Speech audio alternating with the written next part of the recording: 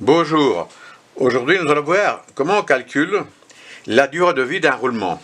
Là on a pris un exemple, un petit roulement qui a un diamètre 17 intérieur, 35 d'extérieur et 10 d'épaisseur. Bon. C'est un exemple. Nous ouvrons le catalogue et on cherche le diamètre 17. Voilà le fameux roulement que nous avons pris un exemple, le 17, 35 et 10. Ici à côté nous voyons qu'il y a une charge de base dynamique, le C, est égale à 4650 newtons. À côté, pareil, la charge de base statique, cette fois-ci, le CE, est égale à 2800 newtons.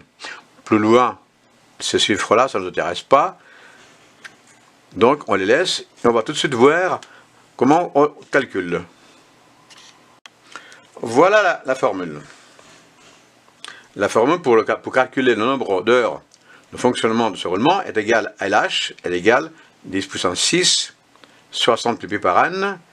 C est charge dynamique donnée par le constructeur. P est la charge sur le roulement que nous veut imposer. Le N est égal à 3 pour les billes. Donc voilà, donc c'est ici la charge dynamique. Le P est égal à la charge sur le roulement que nous allons imposer. N, la fréquence de rotation, le nombre de tours que nous allons imposer. Le 3 ici, N3 est égal pour les billes. Bon, si c'était des rouleaux, c'est autre chose. SO, la charge de base statique. FR, c'est la force radiale du roulement.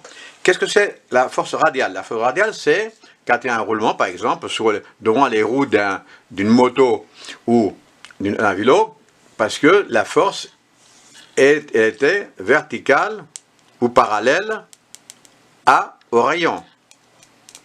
C'est pour ça qu'on appelle ça radial, c'est-à-dire que le roulement travaille en poussant vers le bas. Exemple, les roues avant ou arrière d'une moto ou d'un vélo, on appelle ça la force radiale. Si par exemple, on mettait ce roulement-là et on avait une force qui était à la verticale ici, donc là, on appelle ça les forces axiales. Donc, notre cas, ici, c'est radial. Alors, on continue. Et qu'est-ce qu'on voit ici? Le C, on avait trouvé dans le catalogue, est à 4150. Le CE est égal à 2800. Nombre de tours, on a imposé à 1000 tours minute ici. Pardon, voilà. P, la charge sur le roulement qu'on a imposé à 2000 newtons. N, le 3, le fameux. Et il y a une règle qui s'impose, qui nous dit que le CE doit être entre 2800 et le P. Donc le P est égal aussi à, on avait donné 2000, donc c'est correct. Or, par la suite, on applique la formule. LH, 10 puissance 6, 60. N, on a imposé, on a dit que c'était 1000 tours. Voilà. CO, on a dit le C, pardon. Le C, on a le trouvé. C'est le constructeur qui nous le donne, 4150. Ici, le P, 2000 newtons que nous on a imposé, le 3. Et on y va. Donc, ici, c'est 1 million, divisé par 60 000, voilà, 60 par 1000, 60 000. La parenthèse ici, le résultat de ça nous donne ça, 2,325 à la puissance 3. Et on a la division de cette fraction nous donne ça, 16,66. Multiplié par 12,57, ici, ça c'est ici. Toutes ces sommes-là, ça nous donne 12,57.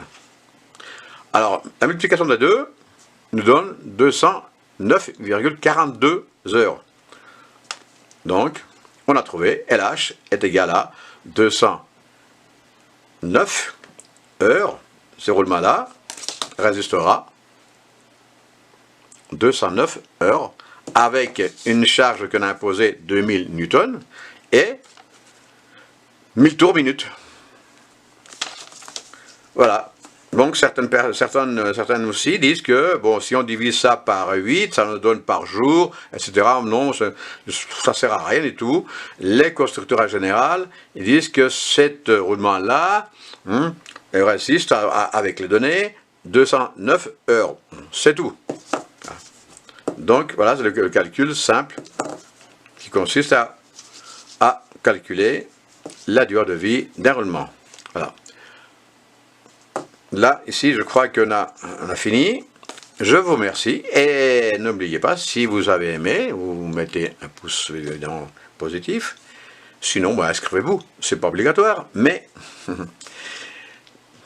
c'est ça. Allez, au revoir et merci.